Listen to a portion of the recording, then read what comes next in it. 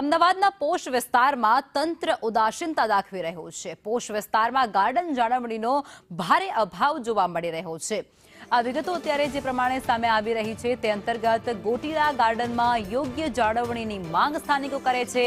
મુલાકાતીઓએ યોગ્ય જાળવણીની પણ માંગ કરી છે। ગોટીલા ગાર્ડન લેક છે, પરંતુ પાણી ગાયબ છે। ત્યાંથી પાણી હોય તો સુંદરતામાં વધારો થાય। મુલાકાતીઓનું કહેવું પણ કંઈક એવું છે કે આ ખાલી જે તળાવ છે તેની અંદર પાણી ભરવામાં આવે, જેથી કરી અને સુંદરતામાં વધારો થાય। અને બીજી વાત શૌચાલયની, શૌચાલયમાં પાણીનો અભાવ હોવાને આક્ષેપો પણ ત્યાંના જે લોકો છે, પર્યટકો ત્યાં પહોંચે છે તે આક્ષેપ કરી રહ્યા છે।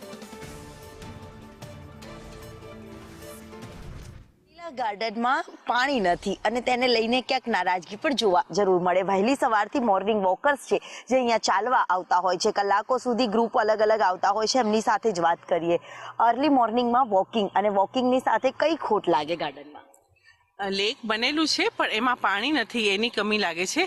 બાકી આ ગાર્ડન જેવું અમદાવાદમાં બીજું કોઈ ગાર્ડન નહીં હોય। ફૂલ ઓક્સિજન, ફૂલ ગ્રીનરી અને બહુ જ અમે એન્જોય કરીએ છીએ। પણ એક વસ્તુની બહુ સારું છે, અહીંયા મજા પડે છે।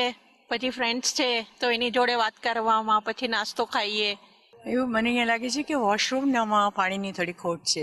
તે વોશરૂમ બરાબર ક્લીન નથી હોતા અને ત્યાં પાણી બી ઓછું હોય છે। બાકી બધું સારું છે, ગ્રીનરી છે, એકદમ નીટ ક્લીન છે, બધું સારું છે। બાકી પાણી પણ નથી, હા એ પ્રોબ્લેમ છે। પણ મને મે બી એ લોકો એટલું નહીં ફેસિલિટી નહીં કરી શકતા હશે, કદાચ એટલે નથી કરતા। આપ ઈચ્છો છો કે હોવું જોઈએ? હોવું તો જોઈએ, થોડું વધારે મીન્સ કે સારું લાગે આપણે જોઈને સવાર સવાર। ગાર્ડનમાં ગ્રીનરીની સાથે સ્વચ્છતા પણ હોવી જોઈએ, તો કઈ એક ઉમેરું હોવું જોઈએ તમારા મતે? नहीं, गार्डन में तो ग्रीनरी वगैरह सब अच्छी है और यहाँ पर बहुत मजा आवे છે। બધા हम लोग आए છે જરૂર। એટલે તમામ લોકો છે તે પોતાનો મત છે તે જણાવી રહ્યા છે, પરંતુ ક્યાંક શૌચાલય હોય કે પછી પાણી હોય તેની ક્યાંક કમી હોય તો ક્યાંક પૂરી કરવા માટેની માંગ પણ મોર્નિંગ વોકર્સ કરતા જરૂર નજરે પડે છે। કેમેરામેન